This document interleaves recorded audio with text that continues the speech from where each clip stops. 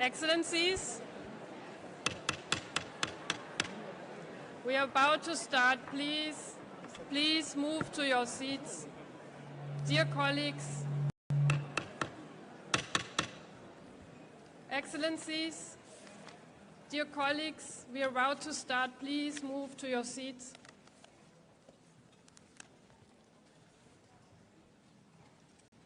Excellencies, distinguished delegates, dear High Commissioner, ladies and gentlemen, a very warm welcome to Geneva.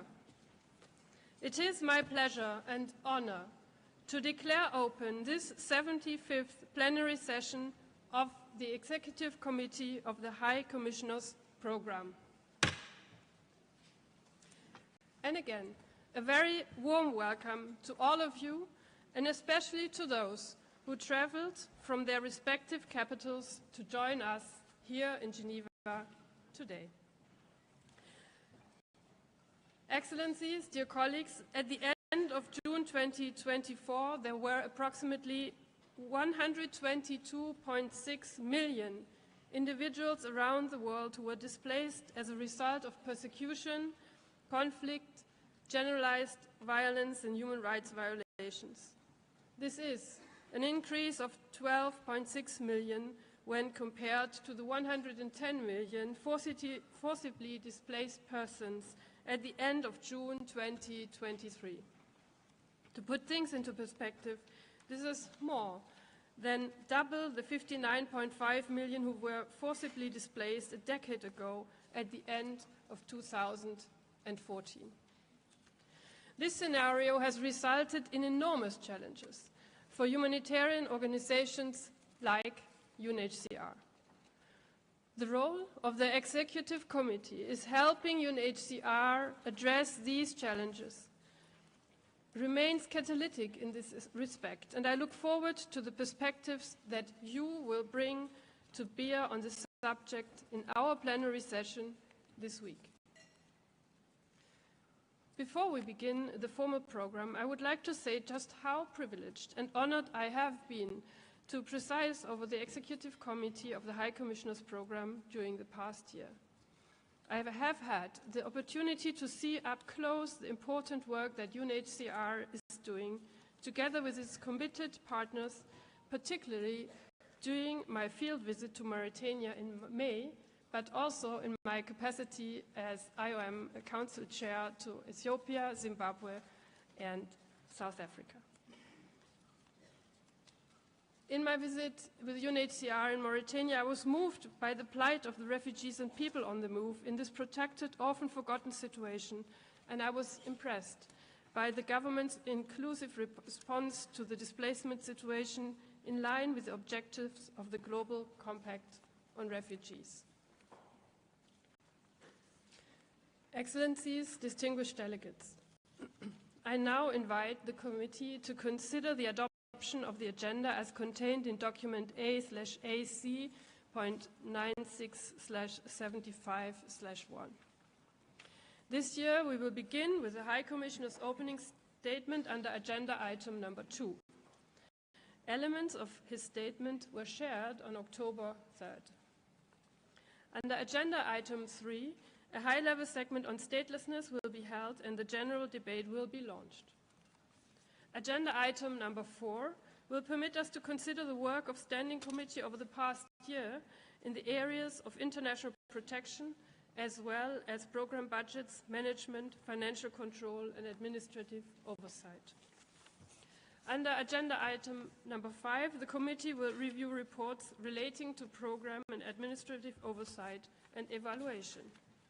The Executive Committee will, under agenda item number 6, review the program budget for 2025 and will then consider a draft general decision on administrative, financial and program matters, including approval of the budget.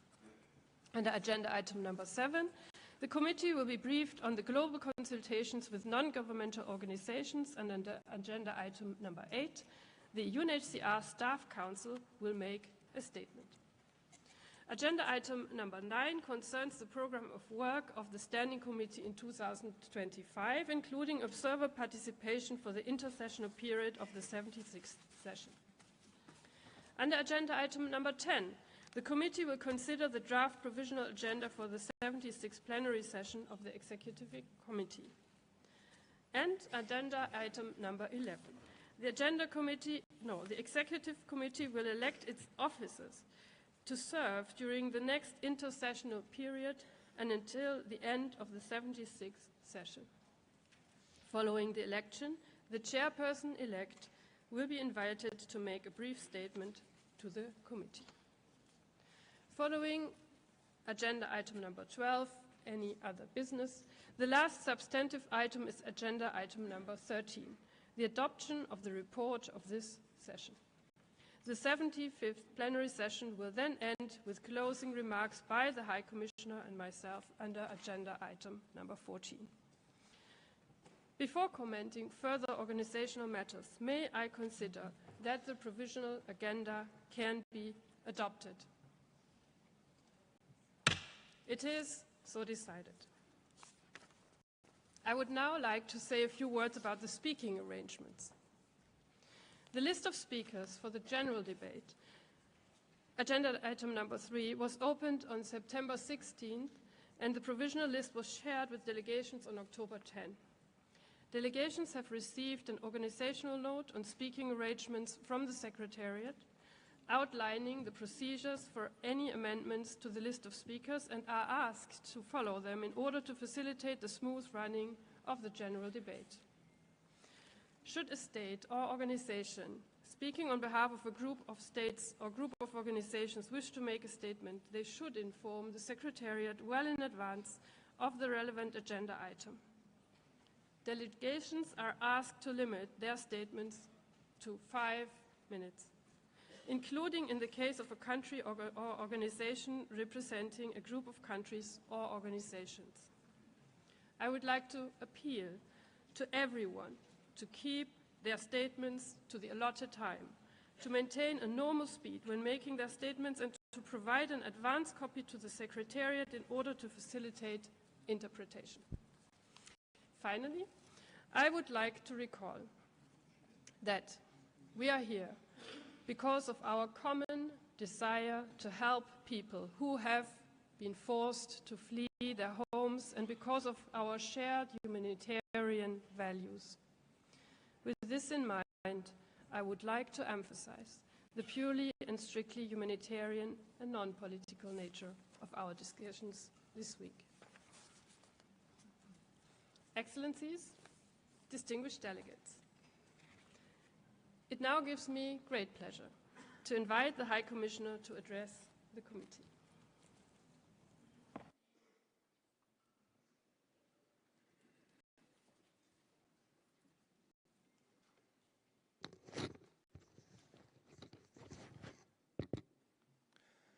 Good morning.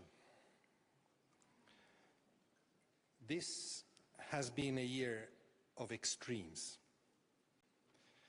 a year of contradictions, a year of loss and of grief, without doubt, as we continue to witness conflict, violence, and abuses that displace millions, fed by the belief, no, the terrible lie, that the path to peace is found through war.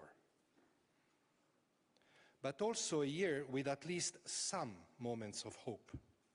This summer, we had the privilege to applaud the best of the human spirit, embodied by the refugee athletes who competed in the Olympic and Paralympic Games in Paris. And tonight, we will honor Sister Rosita, this year's Nansen Global Laureate, along with the 4 regional award winners, Maimuna, Jin, Nada, and Dipti. 5 exceptional women who have decided that they simply will not give up. An inspiration to all of us, and a powerful reminder that humanity is not lost, even amidst the pain. And so, to open this session of the Executive Committee, allow me to share a few reflections as we take stock of the last 12 months. as we try to make sense of the present and look ahead to a future that seems more uncertain than ever. Madam Chair, dear Katarina, distinguished delegates, colleagues and friends, nowhere are that uncertainty and that anxiety more palpable at the moment than in Lebanon. I have just come back from a visit to the country and to Syria. At the risk of sounding obvious, let me stress that the overwhelming message from the people I met, many displaced and all impacted by war, is that they want peace, a ceasefire for Lebanon, but also, as is desperately needed in Gaza, a ceasefire that is sustained by a meaningful peace process, difficult as it may be. This is the only way to break the cycle of violence, of hatred, and of misery. A ceasefire that would also allow the displaced of this conflict in Lebanon and in northern Israel to return home. A ceasefire which would stem the tide to a major regional war with global implications. You will have seen the images and heard the numbers. Hundreds of thousands of displaced inside Lebanon, seeking reprieve from Israeli airstrikes. Once again, the distinction made between civilians and combatants has almost become meaningless. We are told that wars are becoming smarter, surely so in tactical ways and in sparing military assets, but surely not so in avoiding indiscriminate civilian casualties and causing destruction and displacement. Patterns of conflict that we witness also in Ukraine, Gaza, Sudan, Myanmar, with the adherence to international humanitarian law reduced to the faintest of fig leaves as clinics and schools are destroyed along with thousands of lives, including, in the case of Lebanon, lives of UNHCR colleagues. I want to honor again the memory of our two colleagues, Ali and Dina, as well as her son, Jad. And we think also of other organizations, especially UNRWA, where shockingly 226 colleagues have been killed. We cannot accept that the lives of humanitarians are dismissed as mere collateral damage, or worse, maligned as somehow culpable or complicit. If in the year in which we celebrate the 75th anniversary of the Geneva Conventions, we do not restore the collective commitment that protecting civilians is a legal obligation and uphold its related accountabilities, wars will grow even more murderous and devastating, adding significantly to forced displacement within and across borders. And yet, even as the humanitarian community mourns, with many of our colleagues and their families themselves impacted, we continue to respond, to stay and deliver, as we always have, as it is our responsibility to do.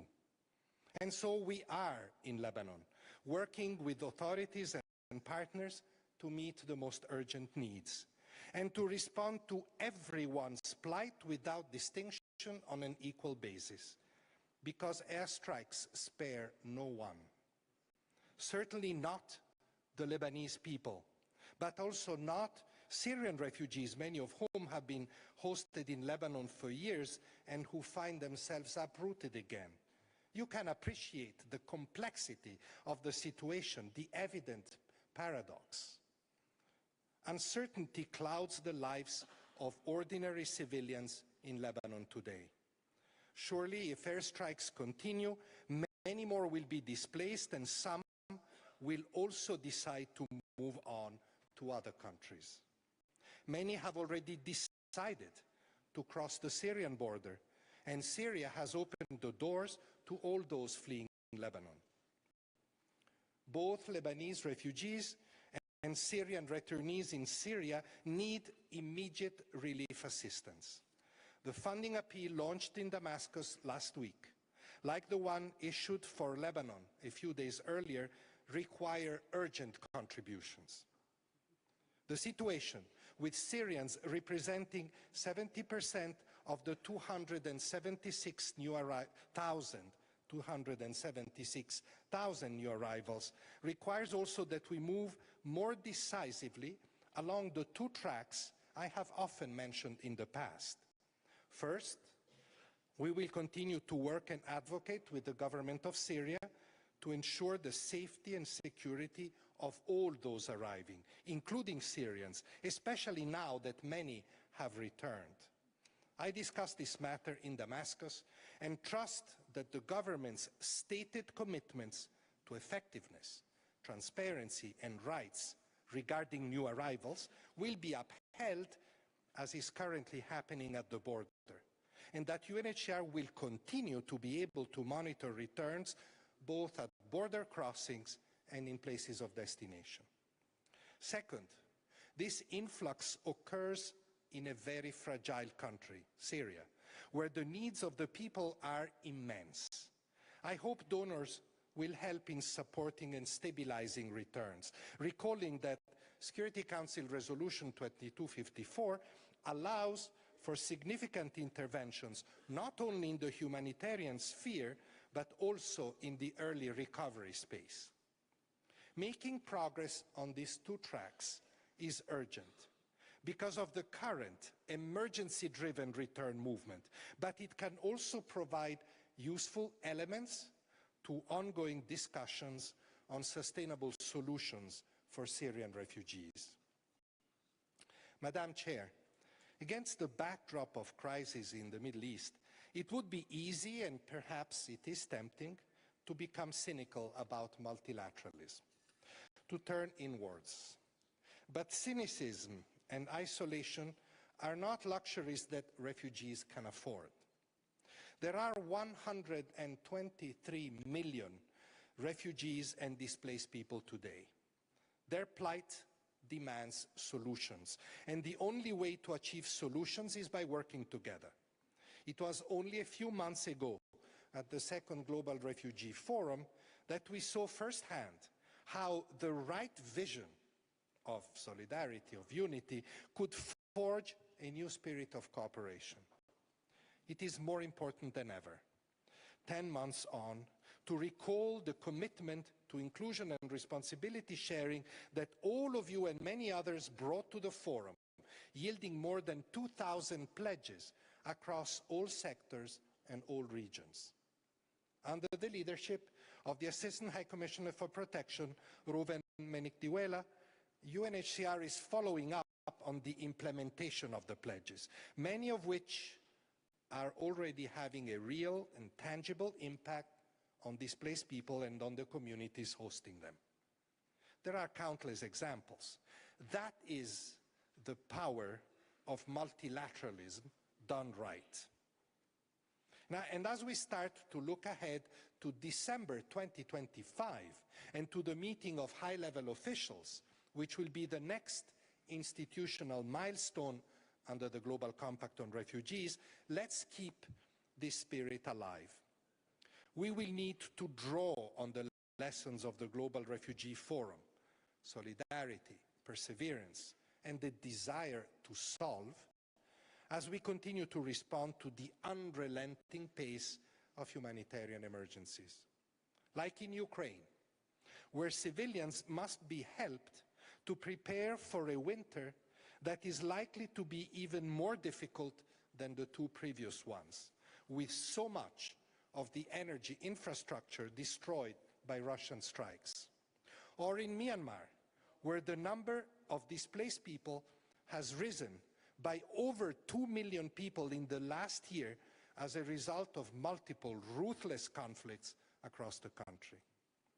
Or in Sudan, a crisis that commands little media attention and enjoys inadequate financial support, but where today we see the dramatic consequences of the collective inaction that we have been warning about since the start of the war 18 months ago. And it can still get worse. I visited Sudan twice this year. The situation in the country defies description. Famine, disease, floods, and horrific violations of human rights have displaced more than 11 million people, almost twice as many as a year ago. 2 million Sudanese people have become refugees, most of whom are hosted in Egypt, Chad, Ethiopia, the Central African Republic, and South Sudan. Fragile countries, battling their own crisis and the effects of climate change. And yet they have continued to receive refugees. Just last week, another 25,000 Sudanese arrived in Chad, fleeing the latest atrocities. Please reflect. 25,000, adding themselves to 1.2 million refugees already in the country, one of the poorest of the world. At a time when too many countries elsewhere choose to close their borders or use refugees as political pawns, we cannot take host countries' generosity for granted. We must drastically increase support to them. The Sudan Refugee Response Plan is only 27% funded. And to the many others that continue to keep their doors and communities open, often with few resources. In Sudan and the region too, we do what we can. But we feel a sense of powerlessness. In New York, at the General Assembly, I participated in several discussions on the Sudan crisis, and I heard nothing that would make us hope that the men with arms devastating their own country would come to the negotiating table. What a dismal proof of the state of leadership in today's world. But I also heard that humanitarian assistance so desperately needed to at least mitigate the consequences of mediocre leadership is in short supply.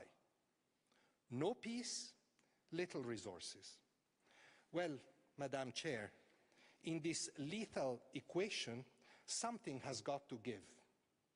Otherwise, nobody should be surprised if displacement keeps growing, in numbers but also in geographic spread. Because the reality is that without a sense of safety and stability, refugees will move on, something so many states are so worried about. Already we have seen the number of Sudanese refugees increase in Libya and in Uganda. Sudanese refugees are crossing the Mediterranean, some even the Channel. Madam Chair, given the number of emergencies, the peace deficit, and the distant prospects for achieving long-term solutions, the fact that most displacement is protracted in time should also come as no surprise. We must do much more to support long-term hosts. I went to Pakistan in July as an important example, to bring attention to the situation in the country and to mobilize resources in support of the efforts of the government to maintain their traditional generous hospitality in spite of security and other concerns. I welcomed the pause of the illegal foreigners repatriation plan. We continue, in fact, to appeal to all states hosting Afghans not to push anyone back against their will. We will continue to work with Pakistan and Iran, both generous hosts of Afghan refugees for decades, to preserve the available protection space and find ways to mobilize additional support both for refugees and their hosts. Allow me to make an important argument, another important argument I made before. The constant escalation of crisis also means that UNHCR must work in difficult places and find ways to reach the most vulnerable. In Afghanistan, which I just mentioned, but also in many other countries where operating in highly politicized and often insecure environments presents particularly complex challenges. The first one is dealing with a wide cast of actors, formal and informal, who exercise control over territory, sometimes de facto authorities, or governments under sanctions, or other international pressures. The second one is access, as in Sudan or Myanmar. Cross-line or cross-border operations are particularly delicate, given that conditions on the ground shift quickly and unpredictably. A third issue relates to increasingly stringent oversight requirements demanded by some donor governments. I'm well aware of the geopolitical realities that UNHCR must navigate. I accept the scrutiny that comes with operating in those environments. And let me add that UNHCR is grateful for the support it receives and completely committed to transparency in all we do. But I would argue that in the context of no peace and little resources, which I have described, our presence in those difficult environments is not only necessary, but it must be strengthened. It is precisely because of the non-political nature of our work that we are able to be effective. We must retain the flexibility to adapt to changing realities on the ground so we can deliver on our mandate to protect and to solve. Madam Chair, not only has the scale of displacement emergencies increased exponentially in the last few years, we've had on average 40 emergencies every year in the last 3 years. But displacement flows have become more complex. Conflict, violence and persecution remain the main drivers. The effects of climate change, floods, drought, crop failures, extreme weather events have become displacement multipliers. Add the lack of economic opportunities and the reasons compelling people to move, often from the same areas or countries of origin, become difficult to disentangle. It is in those contexts that we speak of mixed flows, of refugees and migrants moving side by side along the same routes. Routes which, by the way, do not all lead to Europe or the US southern border. There are mixed flows to Southern Africa, to the Gulf, to Southeast Asia. These movements create challenges both for countries along the routes as well as for refugees and migrants themselves who face significant protection risks while on the move. You might then ask, what can be done? For a start, do not focus only on your borders. By the time refugees and migrants reach them, governments are under political pressure to make reactive decisions. Reflexively, they focus on controls, on stopping people from moving, on schemes to outsource, externalize, or even suspend asylum that breach their international legal obligations and, frankly, that are ineffective. Instead, look upstream. Look at the root causes in the countries of origin. Look at opportunities in countries of transit to access protection, including legal stay and regularization programs, which must be vastly expanded with the support of development partners.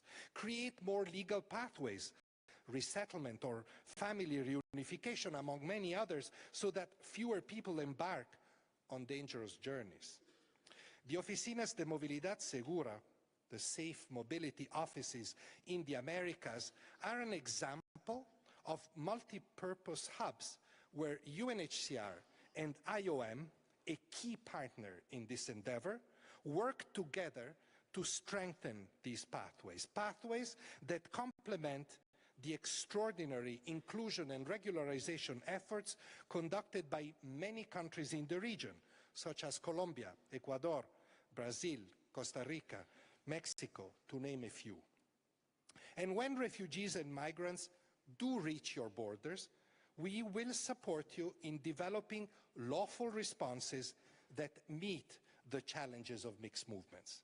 These include fair and fast asylum procedures that can quickly identify those in need of international protection, but that also provide for returning people to their countries safely and in dignity when they are found not to be in need of such protection. This shared responsibility can also effectively be carried out through regional cooperation mechanisms, provided they fully respect the right to seek territorial asylum. And regional disembarkation schemes that can create efficiencies by pooling resources to search and rescue, to process and critically to receive or return people after their claims have been fairly assessed can also be explored. UNHCR stands ready to provide expert advice and play a monitoring role to ensure that such arrangements are lawful and feasible. Madam Chair, it is encouraging to see the conceptual shift towards route-based approaches being advanced in various regional instruments, from the Los Angeles Declaration on Migration and Protection to the European Union's Pact on Asylum and Migration. Of course, the true barometer of their effectiveness will be in how they're implemented.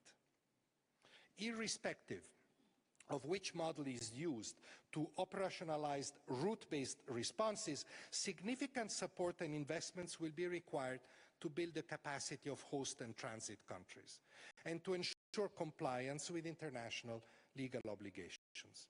That point is worth repeating. Yes, it is clear that there is a need for innovative solutions, solutions that are both principled and pragmatic, and we are your partners in this endeavor. In so doing, we will continue to exercise our mandate, and all can count on us to forcefully defend the institution of asylum. Madam Chair, while we strengthen our responses to refugee crisis, we cannot afford to lose sight of the situation in countries of origin. We must seek to address the root causes of displacement and work towards solutions, including for internally displaced people, whose number has doubled in the last decade, and many of whom will become refugees if they are not supported first within their country. In the last few years, there has been renewed attention on this issue, which we welcome, including through the Secretary General's Action Agenda on IDP Solutions, very deftly led by Robert Piper, the Special Advisor. Robert will surely share with you the conclusions of his work. Here, suffice it to say that we will continue to work with him and his team on developing a coherent UN system-wide response to solutions for internal displacement. UNHCR will strongly support the approaches and mechanisms to be put in place by the Secretary General in the next few weeks to pursue the objective of the action agenda once the Special Advisor's role comes to an end. And solutions remain equally crucial and difficult in refugee context. Close to 70% of all refugees are hosted in countries neighboring their own. Most refugees want to return to their countries voluntarily and in dignity when conditions allow. But remember that the key element in determining returns is the refugee assessment of those conditions. UNHCR will always inform them and share its own views, but the decision is theirs. That's what voluntariness is about. That does not mean that the situation in countries of origin will always be suitable for large-scale returns, but it does point to the need for flexibility and support when refugees decide to return, voluntarily, I stress again, and sometimes, unfortunately, under duress, in imperfect conditions. That is one lesson to be drawn from Burundi, or from South Sudan, or even Syria. Let us support those communities where people are returning so that returnees can regrow their roots, so that we can break the cycle of displacement. Finally, resettlement and complementary pathways form another important piece of this solutions puzzle. I'm proud to say that we aim to submit close to 200,000 refugees for resettlement this year, a record, and want to thank resettlement countries, the United States in particular, but also Australia, Canada, Germany and others, for their solidarity and for helping us deliver on the objectives of the Global Compact on Refugees. Madam Chair, flexibility must also be afforded to us when it comes to funding. As you know, our financial outlook, especially earlier in the year, was particularly bleak and contributed to a range of precautionary measures. A freeze was placed on expenditures across our activities. And although part of a larger realignment review, 1,000 positions were discontinued, 6% of all positions at UNHCR. These measures came on top of our usual efforts to prioritize our activities. We're now consolidating the various strands of the reform that we started several years ago: decentralization, systems modernization, partnerships with development and other actors, which will make us even more efficient. A reform that will enable us to deliver on the vision of the Global Compact on Refugees. I would like to acknowledge Deputy High Commissioner Kelly Clements for her role in steering UNHCR through this phase of our modernization, and for the collaborative manner in which these efforts were carried out, especially in the broader context of the UN system's reform initiatives. Thankfully, our funding situation for this year, while still well below the needs, has somehow improved, much of it, once again, due to the support from the United States, which year after year continues to provide the lion's share of UNHCR budget. Thank you, most sincerely. And let me also mention the other 4 top donors: Germany, the European Union, Sweden and Denmark, as well as those like the Republic of Korea, who substantially increased their contributions. But our $10.8 billion budget is still only 45% funded. And the same funding uncertainties hangs over our 2025 budget and likely beyond. That volatility combines with earmarking. So far this year, only 14% of our funding is completely flexible, thanks to the usual champions: Sweden, Norway, Denmark, the Netherlands, and of course, many private donors with the support of national partners like España con ACNUR. This low percentage makes it difficult to respond with the required agility, especially as we are so dependent on a handful of donors, with no guarantee that current funding levels will be maintained. We cannot continue to operate like that, and neither can you. This approach is not sustainable. Madam Chair, let me therefore elaborate on sustainability, especially in the overall context I just described. A context where emergencies have increased exponentially, where in the absence of solutions, protracted crises last years, and where humanitarian funding has become inflexible and unpredictable and has not kept pace with needs, and frankly, is unlikely to. This creates problems for everyone. First and foremost, for displaced people and host communities whose needs are barely met and who live in constant uncertainty. Of course, by extension, this affects host countries, which from one year to the next cannot plan and respond appropriately because funding levels are so unpredictable. UNHCR and partners become stretched. As a result, we must make difficult decisions, often at the last minute, to maintain or suspend activities or to renew partnership agreements or not. This approach also puts donor partners under pressure, given the multiplication of humanitarian crises, which compete for funds with other domestic and international budgetary priorities. Sustainability is not a new concept. It was central to the grand bargain.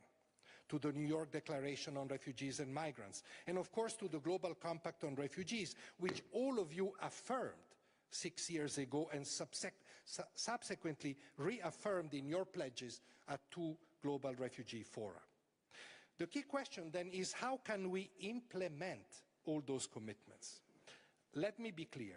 We must not move away from humanitarian aid, but we must address our over-reliance on it, because it is designed for short-term humanitarian responses, because it is quickly exhausted, not meant to prop up long-term or recurrent activities, because it not only creates dependency, but does little to contribute to the development of national capacities. In fact, it can even result in undermining and weakening them. Think of schools funded by humanitarian budgets, which for many years were accessible to refugees only, or vocational training that excludes local community members.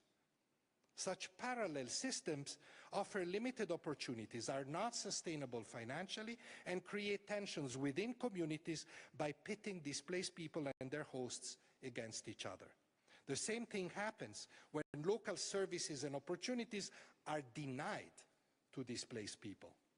It is a recipe for instability, especially in a context where more than half of all refugees are under the age of 25. Professor Mohammed Yunus, the chief advisor of the new government of Bangladesh, has spoken eloquently of the plight of hundreds of thousands of young Rohingya refugees dependent on decreasing humanitarian aid, disconnected from opportunities, but connected to the world where many negative forces are lurking, ready to exploit their despair. Exclusion is not only bad, it is a risk. Including refugees and displaced people in their host communities as appropriate and as circumstances permit is a more sustainable option. Let me dwell on inclusion for a moment. I know that many host countries have justified concerns that inclusion and integration could lead to the same place, where permanent integration may be simply impossible in some contexts. But inclusion is not integration. Inclusion is for the duration of displacement, for self-reliance, to the extent possible. It does not change the commitment which we all made to finding durable solutions, to working towards returns in safety and dignity, towards resettlement and other pathways, as is clearly spelled out in the Global Compact on Refugees. And indeed, many of you are already including refugees, and in many different contexts, in Uganda, Colombia, Mauritania, Brazil, Iran, Mexico. The list is long. What all these countries have concluded, as has Kenya, in preparing to launch the Shirika plan, is that it is more efficient and more sustainable for refugees to be self-reliant and to be included in national structures and systems than to be left dependent entirely on humanitarian aid. Host countries also have another concern, that of being left alone, with humanitarian aid receding and development assistance for refugees and hosts slow to come, if it comes at all. This is a very understandable worry, and we're working with development actors to address it in refugee context.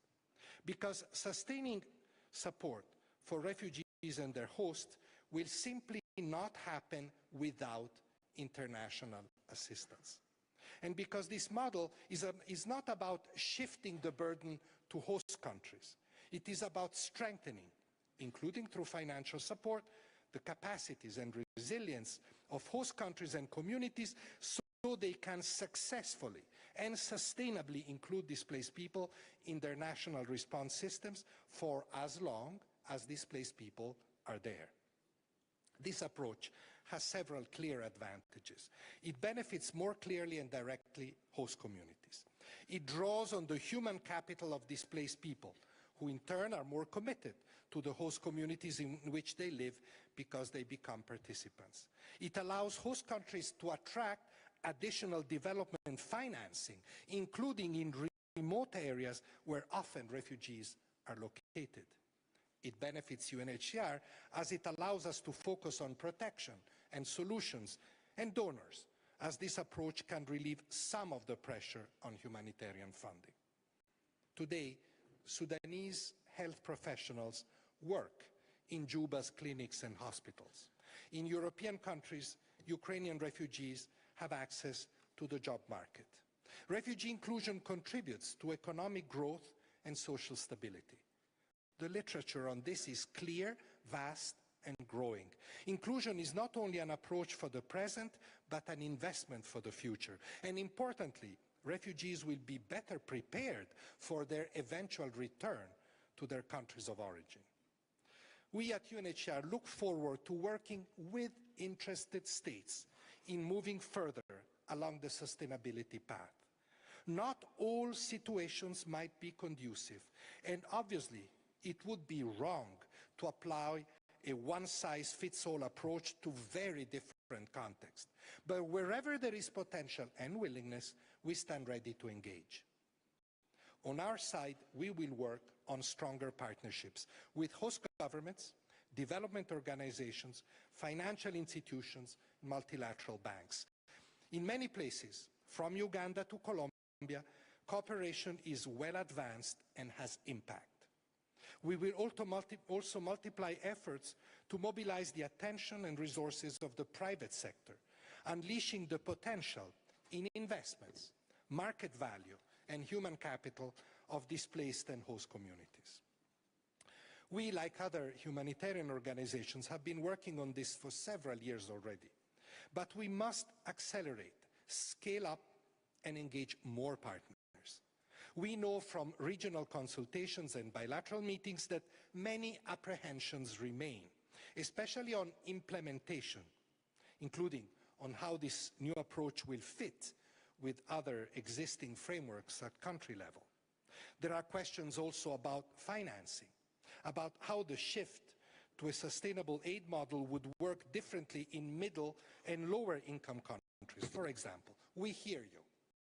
We will continue the dialogue in an open and consultative manner, as we always have, so we can gradually address these important questions. I have asked Raouf Mazou, the Assistant High Commissioner for Operations, to coordinate the discussion on our side. We will also need to deepen our reflection on how we program and budget, including whether we should move to multi-year budgets to support multi-year strategic planning, crucial to sustain self-reliance, as is already the practice across many UNHCR operations. But none of this will be advanced, not to mention decided, without consultations with you, in full respect of our governance structures and mechanisms, respect that I trust will be mutual. And I would argue that host countries should provide overall leadership to these consultations so their concerns and needs can remain front and center as we move ahead. Madam Chair, before I conclude, let me say how pleased I am that statelessness is in special focus at this year's Executive Committee, and we will have a segment following this, so I will not say too much. Simply to recall that in 2014, we launched the I Belong campaign with the objective of ending statelessness within a decade. It was a very ambitious objective, but a deliberate one, because even though we have not eradicated statelessness, the progress of the last decade has shown that we are on the right track. More than 500,000 people have gained nationality since the launch of the I Belong campaign. 500,000 people who became visible members of society, who gained the right to do things we take for granted every day: open a bank account, register for school. In a context where solutions are so elusive, it is important to take a moment and celebrate these achievements that have such a profound impact on the lives of those who can finally claim their nationality, their identity, truly, and proclaim without fear and without doubt that they exist. I want to congratulate all of you for your effort and commitment. Though I want to commend Kyrgyzstan in particular for becoming the first country to resolve all known cases of statelessness, just joined in the last few weeks by Turkmenistan in this exceptional achievement. Really, well done to both countries. And well done to all stakeholders, regional bodies, civil society groups, stateless-led organizations, some represented here today, my own colleagues, and of course, stateless people themselves, for your contributions and for the collaborative manner in which progress was achieved. Of course, as we will also hear shortly, gaps still remain in legal frameworks, data, and solutions available. Our work is not done, and more on what comes next in a few moments. Madam Chair, distinguished delegates, colleagues, and friends, in closing, and as we look to the year ahead, let those words ring in our ears. Our work is not yet done. Next year, the year in which UNHCR will observe its 75th birthday, will certainly be another challenging year. I beg you all that we continue to work together and with humility to seize every opportunity to find solutions for refugees, to build on the promise of the Summit of the Future, to uphold, including in this meeting, please, the non-political character of humanitarian work. And as we do, let us please hold on to hope. The hope that peace will finally come to all those countries where it seems so distant, so impossible. Because, and I quote what Pope Francis said yesterday, war, I quote, is a defeat for everyone, especially for those who believe themselves invincible, unquote. Let us remind ourselves, wars too shall end. Thank you.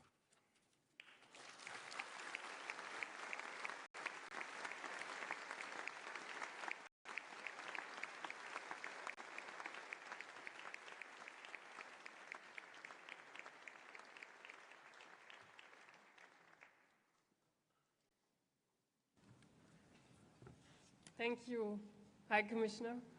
Thank you for your speech, for your clear words, for your reflections, and you certainly gave us a lot to think about and to reflect upon in our general debate, which indeed will be launched following the high-level segment on statelessness. So thank you very much again.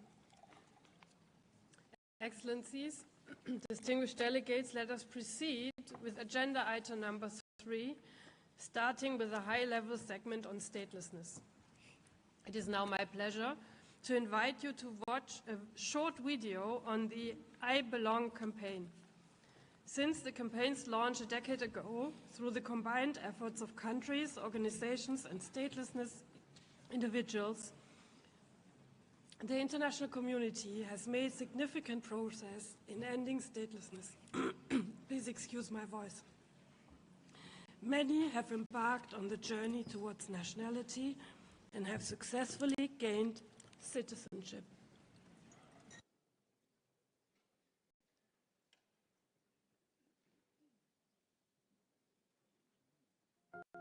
There are lots of issues in the world today that are considered to be unresolvable, but statelessness is not one of them. It was a small but significant ceremony, a gathering of 6 countries newly signed on to the conventions that establish rules preventing statelessness. So the idea behind the I Belong campaign was to shine a light on this global problem so that collectively we could better understand what needed to be done to address it.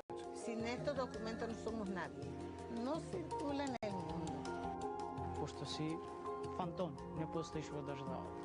I felt discriminated. Sabu naona sasa uko Mpemba, you are not given opportunities. In the last decade, over 500,000 people have got citizenship. 20 to 30 countries have brought in new laws or policies to identify and protect stateless people.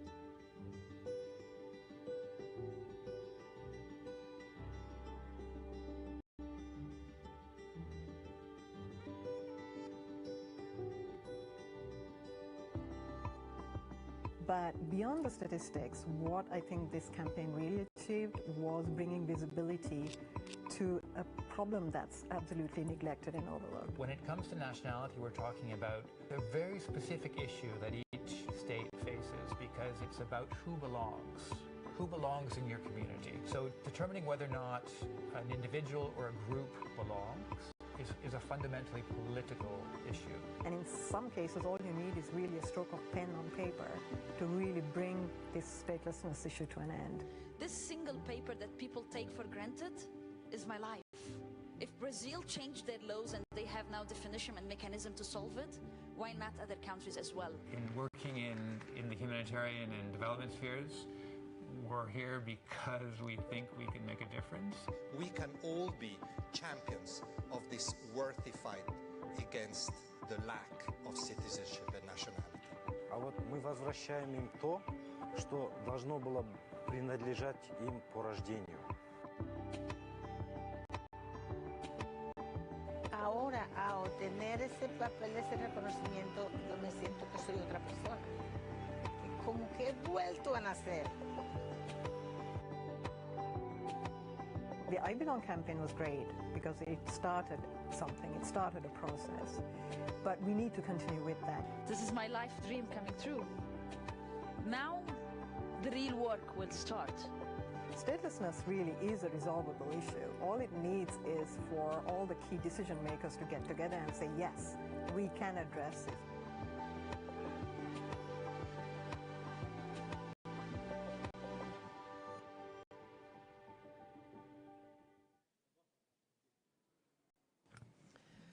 Thank you very much, UNHCR, for this film.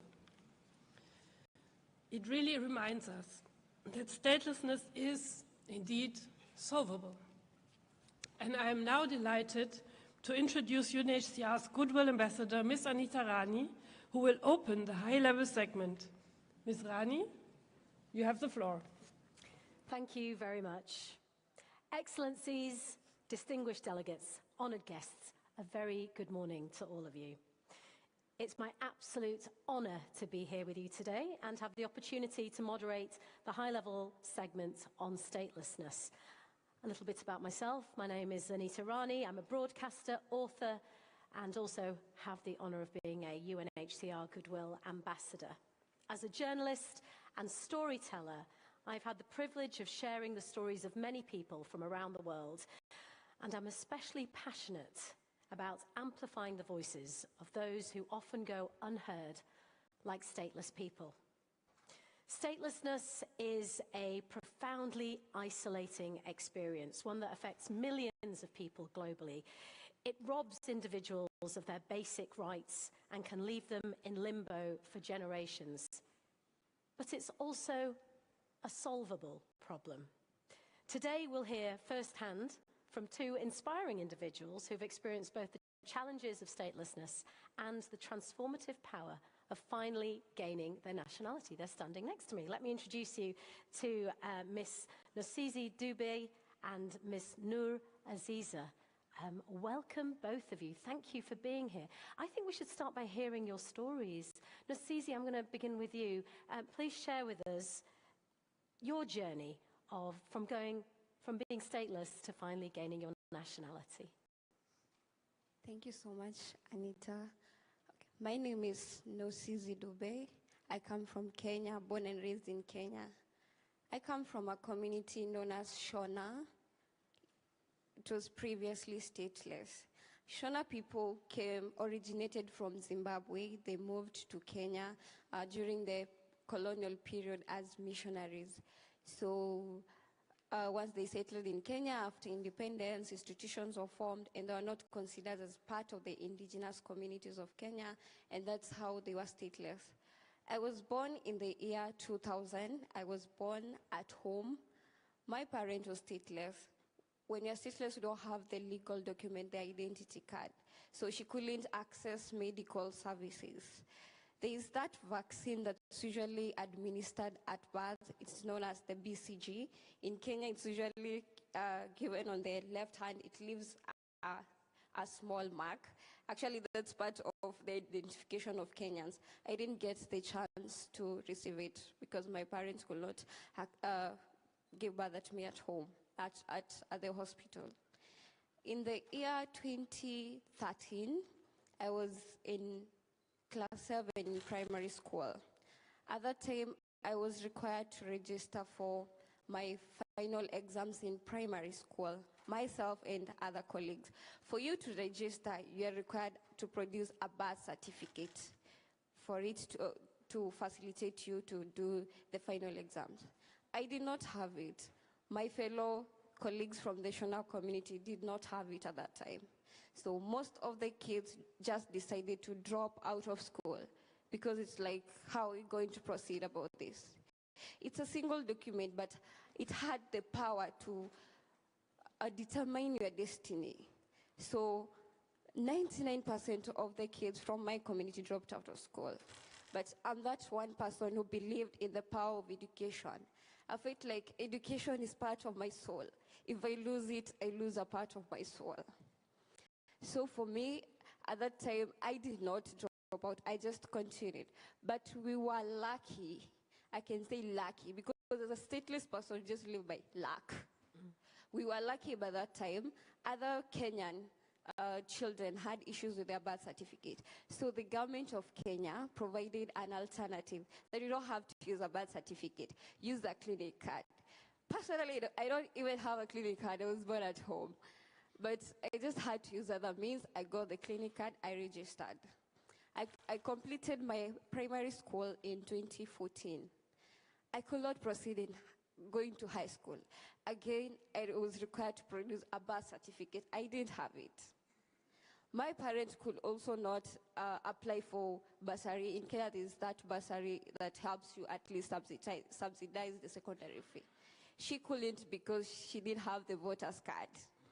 So what means my education was supposed to stop there.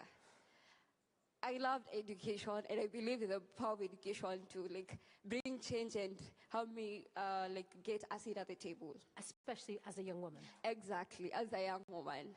So I just decided to repeat again in another year in primary school. I went back to the same school. Even the teachers did not understand why I went back. But I went back to the same school. And then it happened, there's a time in August, we had a book harvesting ceremony in the school. And then the member of parliament was the guest of honor. So the head teacher got the chance to just explain my situation. And that is the time the member of parliament offered me a scholarship to go to high school. So in the year 2015, that's when I completed my second year, and I went to high school. This time I have a scholarship. But again, I still didn't have the document for me to join high school, considering all the struggles I had put through. So we just talked to the principal, and then lied a bit that my birth certificate is being processed, and once it's ready, we'll give it to the school. And that's how I enrolled. In the year first of all, when I was in my first year in high school, I was a top performer. There was an opportunity to go for an exchange program in the United States. It was among the people who were selected for it because of my top performance. But I just went to my teacher and just exempted myself from the list. I didn't explain to him because I found it will be complicated for me to explain to him I don't have documents, because for him he understood I was born in Kenya, so I should have all the documents. At that time, I just withdrew myself from the list. Come 2017, I was required now to register for the final exams in high school. I still didn't have the birth certificate. At that time, I just had to use other means for me to just find the birth certificate. And because for me, I just loved education. So considering all the struggles that I've come through all the way, I just had to find means, and I got an illegal one. birth certificate and I registered. But in 2019, we thank the Kenyan government. That's the time after the Makonde people were given nationality, and now there are conversations to grant the Shona community nationality through UNHCR and Kenya Human Rights Commission. In 2019, we were still not given the nationality, but the Kenyan government helped us, those who are still in school, to access legal birth certificate. And that's the time I got my first legal certificate. You were how old? Certificate. I was 17 years old. That's the first time I got my birth certificate. So in 2020, after a lot of advocacy and a lot of goodwill by the Kenyan government, the Shona people were granted nationality on 12 December 2020. How did that feel? It was a very life-changing moment because for me, I felt like it's the chains of statelessness have been broken. Because I felt like I'm included in the world where I can fully participate, I can fully engage without like feeling limited. Because all the struggles I've gone through because of limitations of birth certificate in my young age, it was a very delightful moment for me and for my fellow community people. Nosizi, thank you for sharing that story with you. I'm going to come back to you. I just want to share with everybody that Nosizi has actually now graduated with a degree in economics. So huge congratulations. You're incredible. It's a remarkable story, and it shows your strength of character and your tenacity and what you've had to do to get to where you are to be standing here. But it shouldn't have been that way. It should not have been that difficult for you. Noor, I'd like you to do the same, please, if you would, because you actually started life as a refugee before you gained a nationality. So tell us your story. Yeah, thank you so much for the very gracious introduction. I'm so inspired by your story. So I was born as a stateless person in Rakhine State, in Arakan, Burma, Myanmar. And my 4 older siblings, my 2 parents, my mum and my dad, we had to flee in the 90s where there were violence against the Rohingya. We had to flee due to several reasons, and one of them was being stateless, being undocumented, and not having any legal protection in our own country. So we fled and we ended up in Malaysia, in Sabah, a very small island. And I was so happy to hear the HC speak about host communities and the importance of inclusion, which I'll touch base a little bit later. So let's talk about why Rohingya remain stateless until today and why I was born as a stateless person. So in 1982, the military junta, the main perpetrator against the Rohingya, introduced the Citizenship Law Act, essentially removing and wiping Rohingya citizenship away from us, which led to Rohingya statelessness till today, and we remain the largest stateless community in the world. It's also important and essential to remember that prior to 1982, exclusionary practices and laws were already in place in Rakhine State to make sure that Rohingya was seen as outsiders, to ensure that Rohingya was seen as migrants to a homeland that's been ours for many, many generations, a homeland where our great-great-grandparents built our homes and our mosques and our villages. So that groundwork was already in place to ensure that they received domestic support when the 1982 Citizenship Law Act was already in place. So that made us stateless. We ended up in Malaysia. How did you get to Malaysia? Tell us a bit. How old were you? I was just a baby when I ended up in Malaysia. I lived there for the first 8 years and a half of my life. And this was your whole family that went, you travelled and you became refugees the minute you landed? So we became refugees the minute we ended up in Malaysia. We walked through the Southeast Asian jungles. We took every boat possible. We relied on the generosity of host communities, and we were constantly living in fear in Malaysia. There were always police railing out refugees in the region, and I spent a very long time hiding. My mother, a very intelligent Rohingya woman, ensured that we all had different hiding spots. She drilled that into us. Her hiding spot was in the wardrobe. My hiding spot was in the jungles of Sabah, and she made friends with the indigenous Tausug Filipino lady that was also displaced, and she also hid in the jungles, and she was the person that I went to when the police raids were extremely concerning for my mother.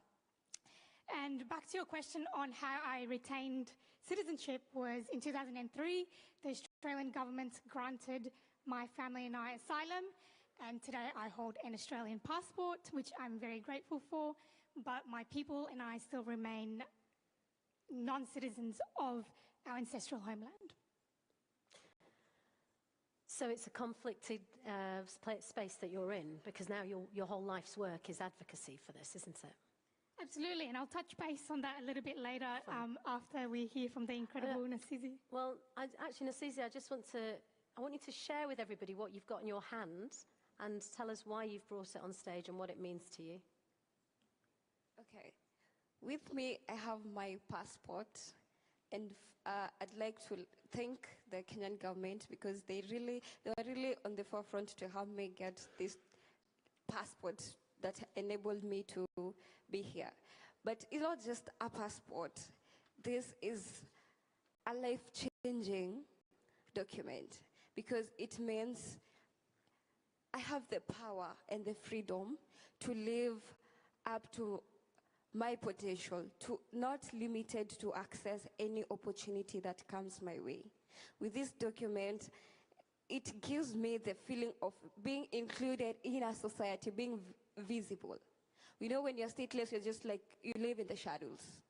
You can't participate actively in the society in terms of education, in terms of work, in terms of even access to medical care. So for me, this one is like my life. Let me say, yeah. Wonderful. Absolutely. And Noor, what did gaining a nationality mean to you and your family? Yeah, so we were able to resettle in Australia, and then I had access to education. I graduated with my bachelor and my master's from the University of Sydney. I was able to access services such as healthcare and so on. But besides the access to healthcare and services, when I retrieved my Australian citizenship and passport, it was actually the first time I actually felt like a human with dignity and care. And because of the ongoing Rohingya displacement, we've had a mass displacement of Rohingya in Thailand, Malaysia, and Indonesia recently. And I was able to co-found a refugee-led, Rohingya-led, and women-led organization called Rohingya Maya Final Collaborative Network. Maya Final just means women in our language, and this is a way for us to work on cultural erasure, ensuring that our language is always there and not forgotten.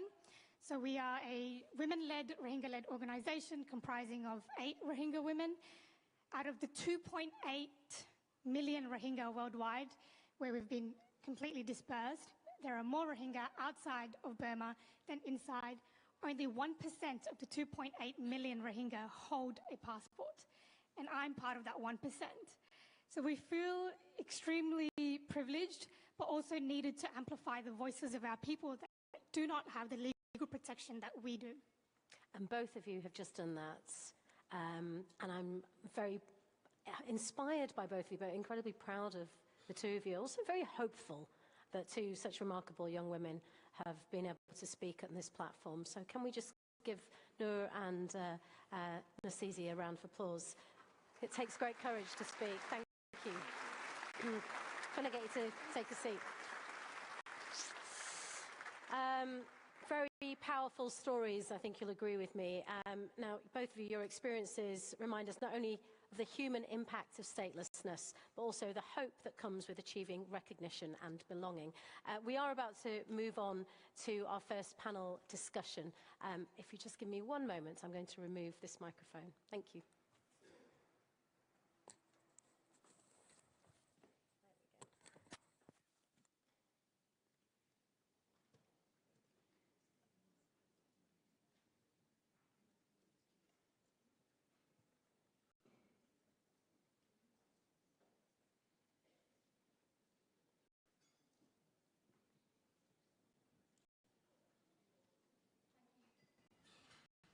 Thank you for your patience. As we just heard from Noor and Nasizi, statelessness is not an abstract issue. It's a deeply personal human reality, but it can be solved. And that's what brings us together here today.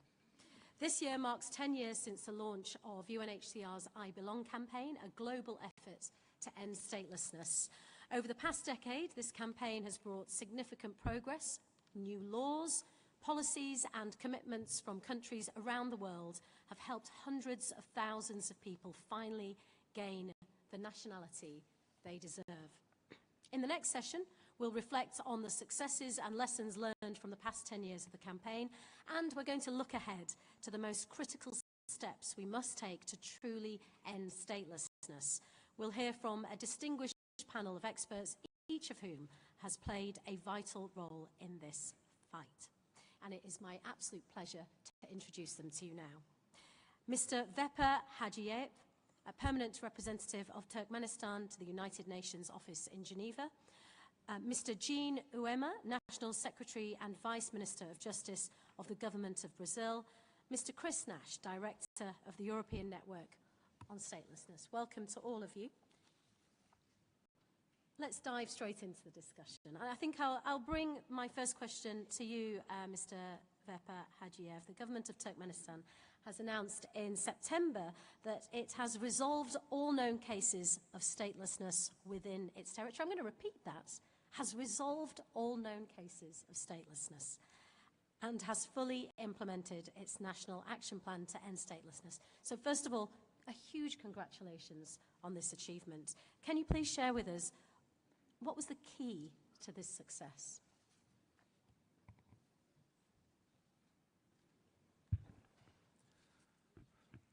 Thank you very much. Distinguished ladies and gentlemen, Your Excellency High Commissioner Grandi, thank you for opportunity to speak today on such an important topic as the elimination of statelessness in our country, Turkmenistan. We are honored to share the key factors that have allowed us to achieve this significant milestone. First and foremost, Turkmenistan access is due to its unwavering commitment to international standards in the field of human rights and statelessness, as well as our firm adherence to the Sustainable Development Goals, SDGs. In particular, in principle of leaving no one behind has been at the core of our efforts. These initiatives, launched by the national leader of Turkmen people and continued by the President of Turkmenistan, have played an important role in this process. These efforts are aimed at creating a just and equitable society for all, regardless of migration status. Turkmenistan is an active participant in key international conventions such as the 1954 Convention relating to the status of stateless persons and the 1961 Convention on the reduction of statelessness. This commitment has been reflected in our national legislation, which aligns with international standards and ensures the protection of fundamental rights for all individuals, including stateless persons. One of the key steps has been the integration of citizenship principles into broader national development strategies, in line with our long-term sustainable development plans. Through legislative reforms, Turkmenistan guarantees citizenship to any child born on its territory who would otherwise be stateless. This is an important element in preventing new cases of statelessness, as well as in ensuring equal rights for women and men regarding their acquisition, change, or retention of citizenship, regardless of marital status or the citizenship of a spouse. As you rightly mentioned, the successful implementation of the National Action Plan to end statelessness for 2019-2024 has been made possible through close cooperation with international organizations, particularly the Office of the United Nations High Commissioner for Refugees. Together, we strengthened procedures for determining the status of stateless persons, creating fair and transparent process that grant citizenship to those who have been deprived of it. As a result, more than 32,000 people, including refugees and stateless persons, have acquired Turkmen citizenship in recent years. Particular attention should be drawn to the importance of biometric identification and the digital modernization of civil registration systems. In 2020, we introduced important legislative reforms, including a new Civil Status Act, which guarantees the registration of all births, regardless of the legal status of the parents. This law ensures that every child born in Turkmenistan has the right to a name, identity, and citizenship, effectively eliminating future risks of statelessness. In conclusion, I would like to emphasize that our success has been achieved through a combination, a strong political will, legislative reforms, international cooperation, and the active modernization of identification and registration systems. All these efforts, initiated by leadership of Turkmenistan, have resulted in the resolution of all known cases of statelessness in our country. I thank you for your attention.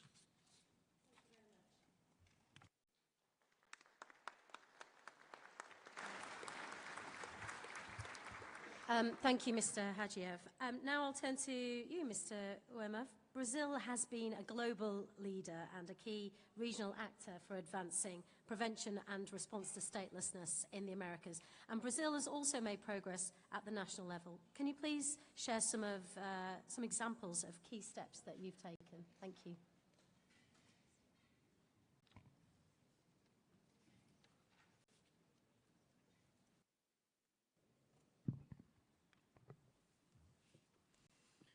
Good morning. Thanks, High Commissioner Filippo Grandi. Thanks, Madam Chair, Anita Hani, colleagues of the panel.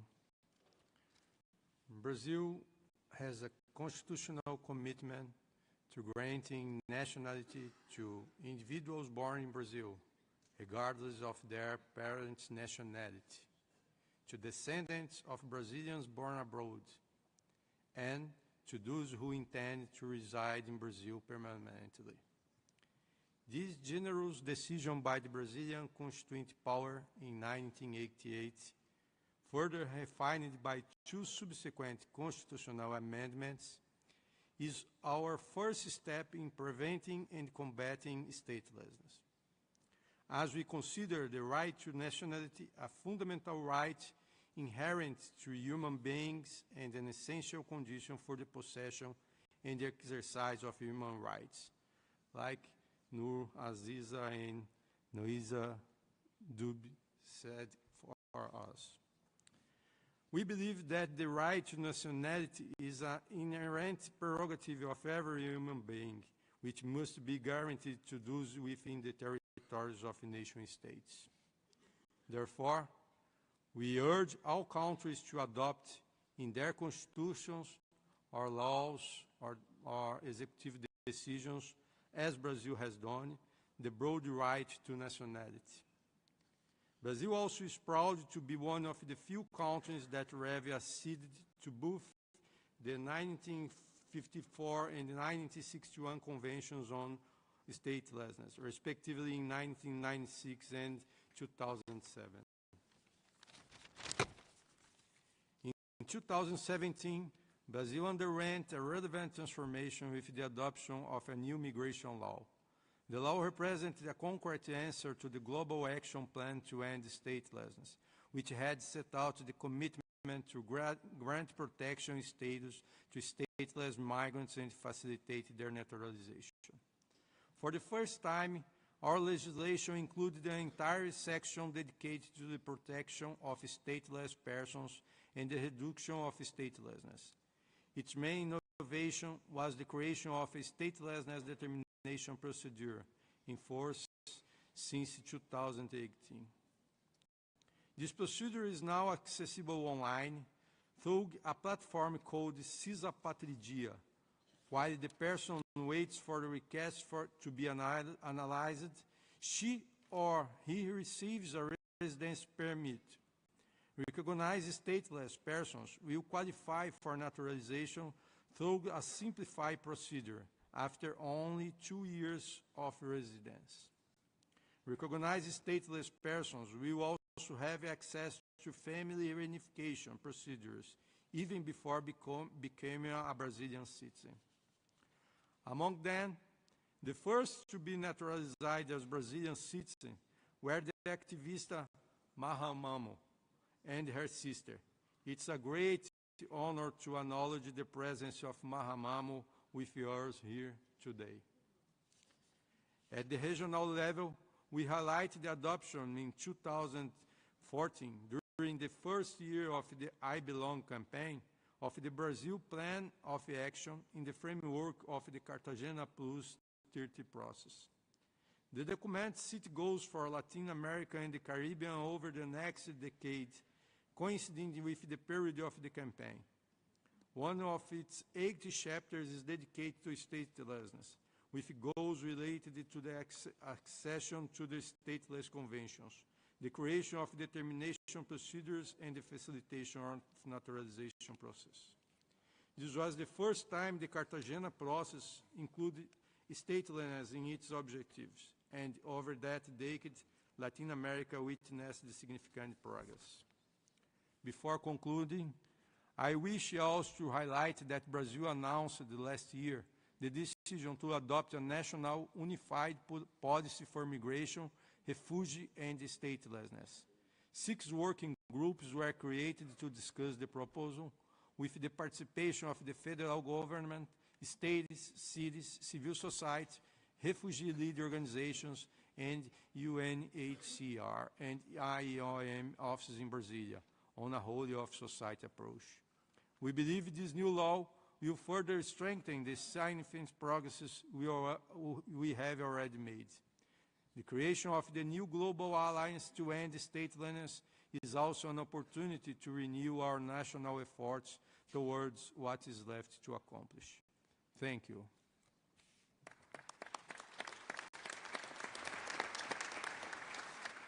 Thank you, Mr. Uema. And now, Mr. Nash, I'm going to come to you. The I Belong campaign has coincided with increased civil society advocacy on statelessness. Can you describe how this campaign has helped advance your work? And what are some of the key achievements? Thank you.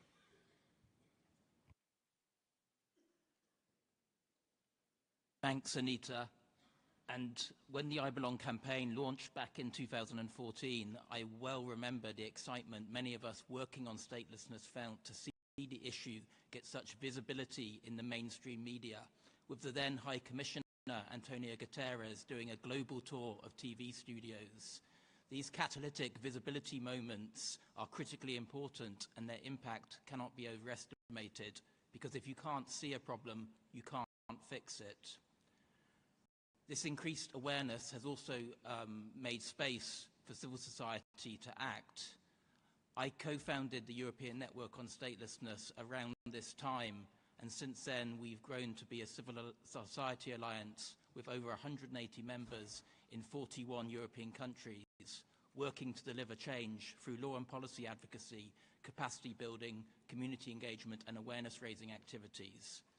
The I Belong campaign has provided a valuable halo effect, helping to amplify several regional advocacy campaigns that we've run over the last decade.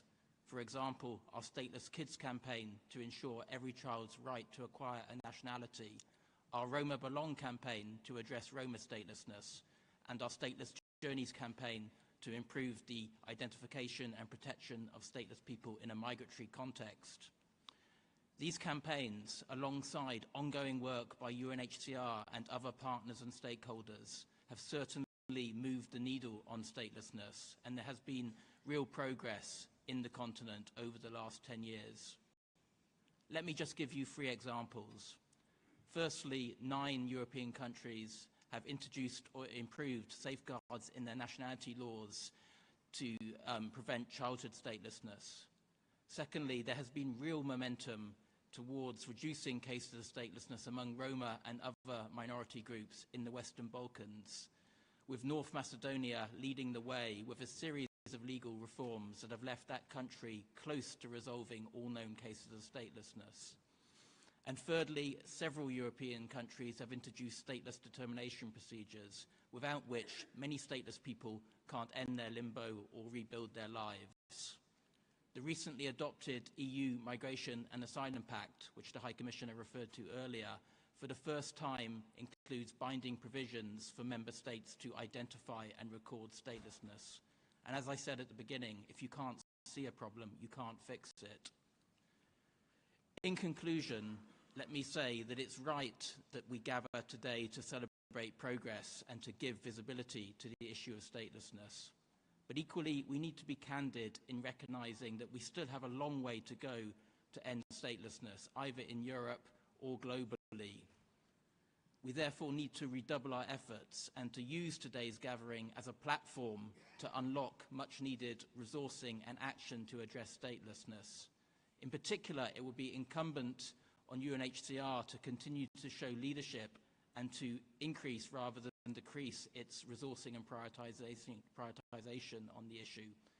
It will also be imperative that all stakeholders engage with and embrace the rich and exciting potential for progress through the new Global Alliance to End Statelessness, which will be the focus of the next panel.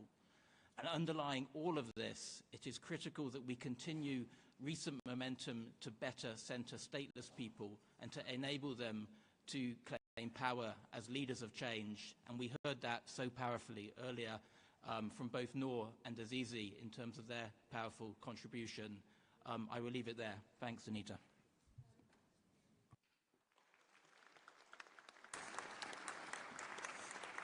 Thank you, Mr. Nash. Actually, I'm going to come back to you because I would like all 3 of you to, whilst we've got everybody in the room here, to maybe, from the perspective of the work you've done in your country, to tell us very briefly what you see as the most critical action to effectively prevent, I know it's a big question, and resolve statelessness, but kind of almost the top line, you know, what can people instantly think about doing? Let's start with you, Mr. Nash. So just seeing as you were in the flow. Thanks, Anita. And I suppose I won't repeat what I just said, but I think in this gathering, I think it's particularly to ensure that statelessness is always visible in these discussions. So to make sure that it's mainstreamed through the Global Refugee Forum and other processes. You know, we know that statelessness is both a cause and a consequence of forced migration, and yet too often the issue remains, you know, insufficiently visible on discussion agendas.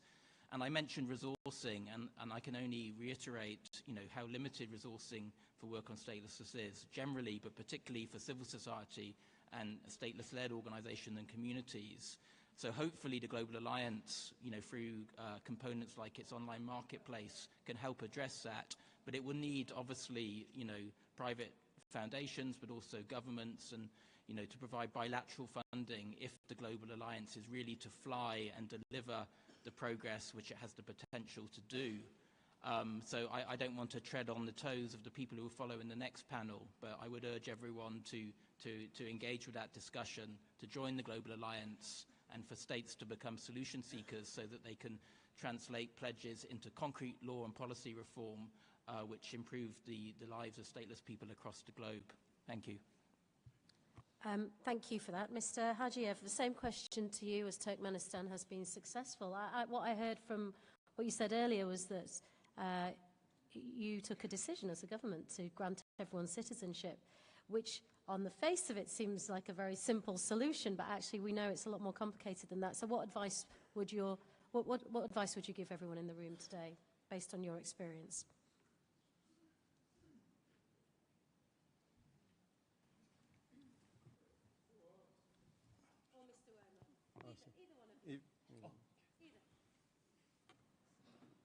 it doesn't matter, either one of you. It's the same question to both of you, so Mr. Oema, why not? Thank you. Thank you. For us, the most important was to regulate and create a mechanism to recognize stateless people. Also, granting naturalization within a small period of time is a very relevant for whole process. And you think use solo, the naturalization by use solo, or the recognized nationality by use solo, or to all people who born in the territory of the states is a very important political. Making way for a speedier integration process is very important too. Thank you.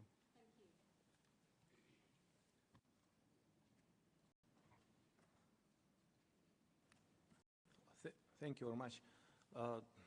Indeed, the issue of statelessness persons is very important for all of us, and due to our commitment, Turkmenistan, as I already mentioned, realized a national plan of action for to end statelessness for 2019-2024. I think the world society need to work more active and more comprehensive for endless of statelessness, because stateless persons need to more rights to be elected, right to education, etc. That's why three main pillars that we used in our strategy: political willingness, legislative reforms, and international cooperation. Because for us, UNHCR is one of the most important partners, and we made this kind of success just through our comprehensive and consistent cooperation with UNHCR. But at the same time, I think the civil society is most important, and I think we need to be more active. I mean, our governments, we need to be more active in cooperation with civil society, with NGOs. It's one of the main important topics that our country feel when we realize our program for endless status. Thank you. Thank you very much. And I think we should get the final say on this from the two young women who spoke so eloquently about their own experience at the beginning of this section. So, Noor and Nasizi, what are your recommendations for this audience to effectively address statelessness? And I'm actually thinking about what Mr. Nash said about if you can't see it, you can't fix it. And you couldn't even tell your teacher because you understood that he would not even comprehend that you don't have papers. So why don't we start with you, Nasizi? Why don't you tell us what you think the solution is? Thank you so much, Anita. Okay, the I Belong campaign is over, and we're starting another journey. So in 10 years, are we still going to have the same conversation? If we're talking about an inclusive world, if we're talking about sustainable development, it will never happen if there's still people who are still stateless. We need to break this cycle. It's actually a solvable thing. It requires collective efforts from different organizations, from the affected persons, and from different governments. So my recommendation is for us to work collectively to address statelessness, because it's actually solvable. Yes. Thank you. Thank you. And Noor? I wish I had the answer to this. Can you hear me? Oh, perfect. I I wish I had the answer to this, but I can speak on the issues of Rohingya in Malaysia because I have lived refugee experience, and I did visit my community just a couple of months ago that are currently living in extremely dire conditions in Malaysia itself. So as you know, Malaysia is not a convention, part of the 1951 Refugee Convention, and without documentation that leads to a cycle of violence for Rohingya.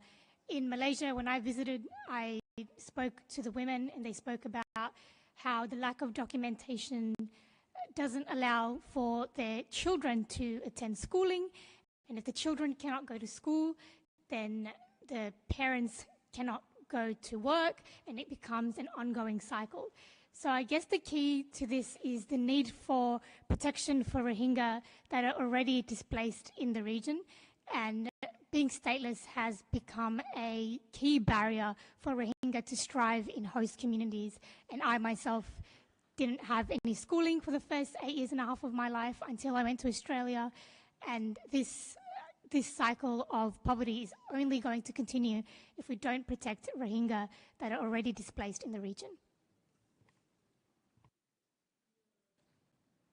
I'd like to thank you both, Noor and Nasizi, for travelling quite a long way, both of you, from Australia, and for the first time for you, Nasizi, out of Africa to come and address the delegation here today. Thank you. What your thoughts and what you've had to say has been invaluable. I'm sure everyone has paid a lot of attention to what you've had to say, and also thank you to my panel as well. Thank you very much. It's now my great honour to introduce the world-renowned soprano, Ms. Barbara Hendricks, UNHCR's only honorary lifetime Goodwill Ambassador, who's been a timeless advocate for refugees and stateless persons for nearly 40 years. I'm not trying to date her at all there. In 2009, she was the founding chairman of the board and is still an active member of Sweden for UNHCR, one of the UNHCR's most successful national partners for fundraising. Ms. Hendricks has used her voice to shine a light on those who are often unseen. Today, she will share her personal reflections on the I Belong campaign. Ms. Hendricks, the floor is yours. Good morning.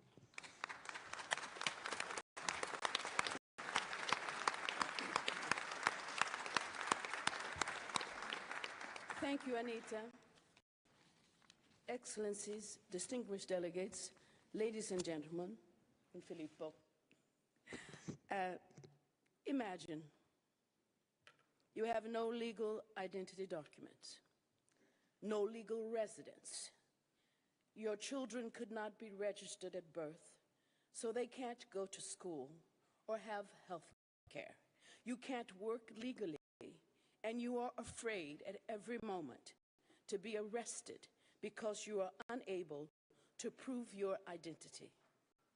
This scenario is hard to imagine for those of us for whom belonging to a nation is self-evident and necessary in order to participate in society. For millions of stateless persons in the world, this is no mental game. It is their daily reality. They are alive, yet they don't belong anywhere.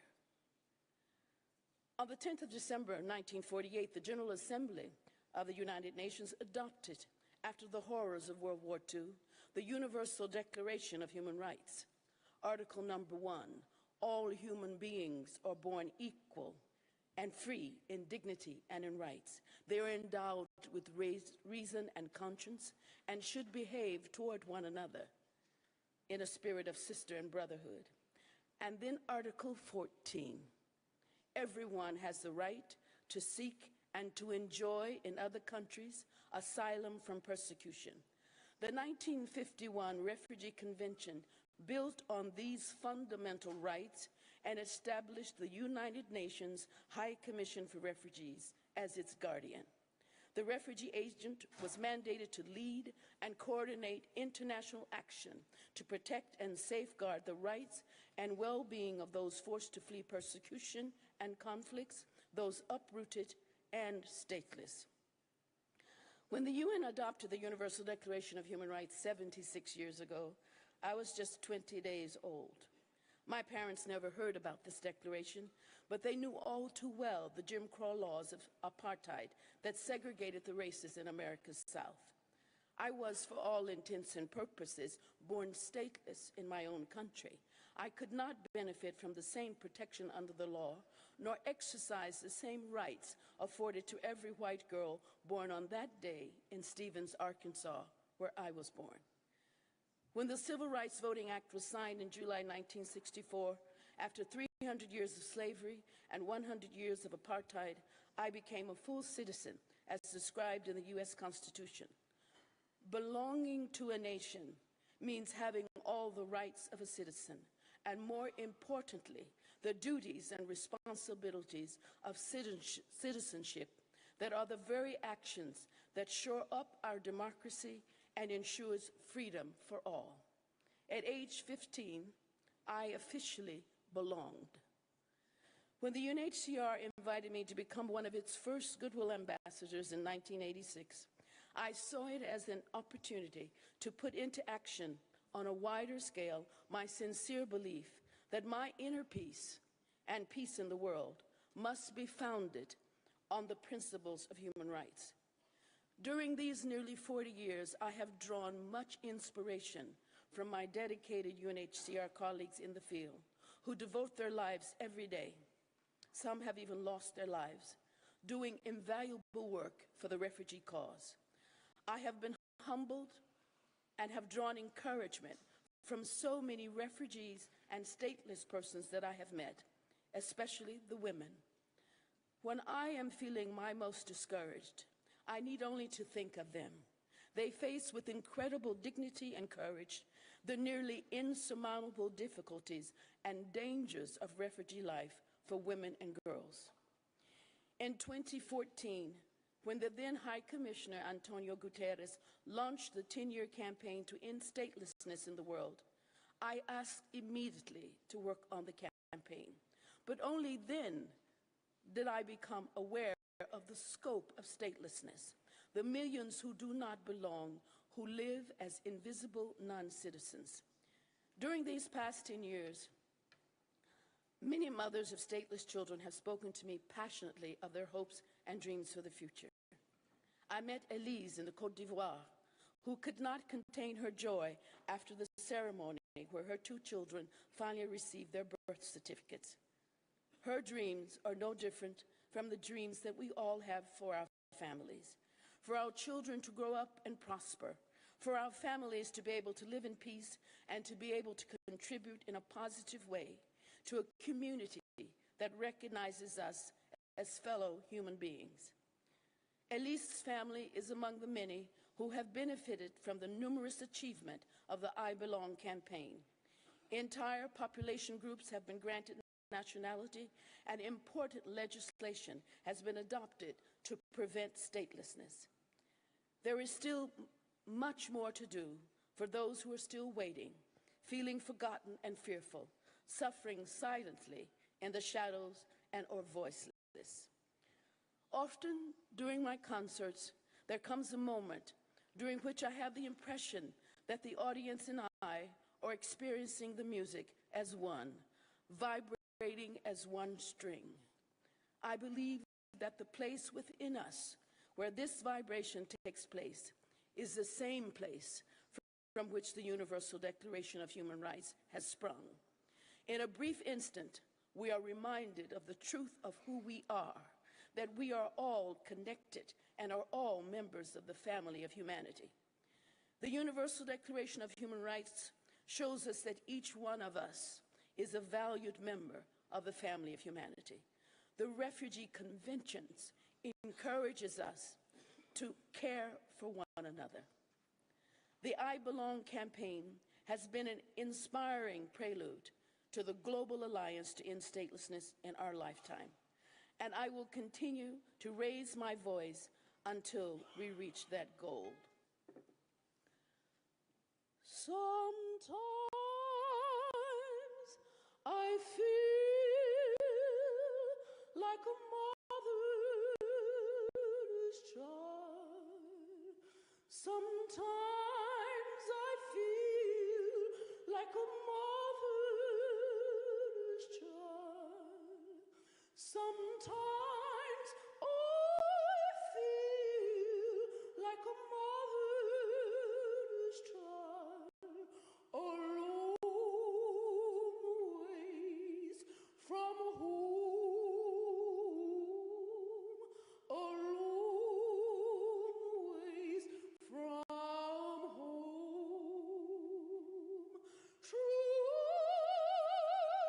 believer, a long ways from home, a long ways from home. Sometimes I feel like freedom is near. Sometimes I feel like freedom is near. Sometimes I feel like freedom is near, but it's a long ways from home, a long ways from home. True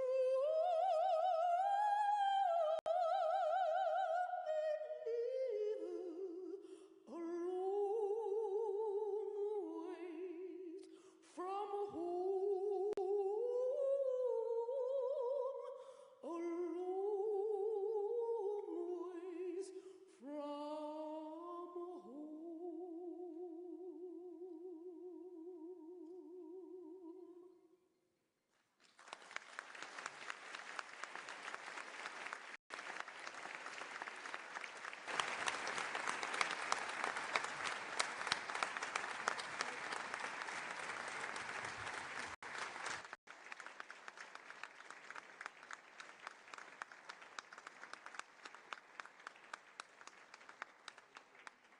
home. Incredible. Ms. Barbara Hendricks using her voice to say some incredibly powerful words, but also using the universal language of song that just created pin drop silence in this room and affected us all on a very basic human level. So thank you so much, Barbara. Once again, thank you to my panel. To discuss the progress that has been made through the past 10 years on the I Belong campaign. The campaign has shown us that with political will and coordinated action, we can achieve real life-changing results in the fight against statelessness. The I Belong campaign may be concluding, but our work is far from finished. In fact, we're at a pivotal moment. Today, I'm honored to help introduce the Global Alliance to End Statelessness, a new multi-stakeholder initiative that brings together governments, civil society, international organizations, and stateless communities in a collective push to finally eradicate statelessness. Before we begin our panel discussion on this, we'll hear from some of the key actors involved in the Global Alliance who will share their reflections on why this initiative is so important and why we must all come together to join it. Let's take a moment to watch this video.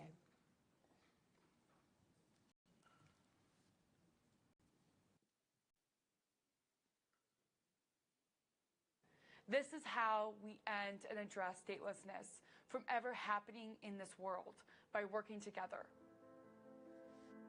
Change simply isn't happening fast enough for the millions who are stateless and denied their fundamental human right to a nationality. But united, we have the power to accelerate known solutions that will eradicate statelessness once and for all. But it will take a whole of society approach, a coming together like never before, a global alliance to end statelessness. I'm so excited about the Global Alliance to End Statelessness that we are launching today. I believe it's a powerful way of working together to accelerate change, because together, our collective action propels effective solutions to wipe out statelessness. Joining the Global Alliance reaffirms Thailand's determination to resolve statelessness in our country. and to advance global cooperation to end statelessness worldwide. As members of the Global Alliance, the HCNM and ODIHR are committed to supporting the 57 OEC participating states to prevent and address statelessness, as outlined in our joint pledge. By doing so, we hope to foster a sense of common belonging, thereby contributing to long-term peace and stability. It allows for a transformative vision to make statelessness a relic of the past so that everyone has equal access and the right to a nationality. This is about rolling up our sleeves and getting things done, side by side by side, supporting legal reforms to ensure everyone enjoys the right to a nationality and that statelessness is prevented from ever happening again. Initiatives to raise awareness and promote inclusion. Advocacy to drive policy changes and international support. We must act now. Because at heart, this is about people and the fact that everyone deserves to enjoy the fundamental human right to a nationality without discrimination. Join us now at statelessnessalliance.org.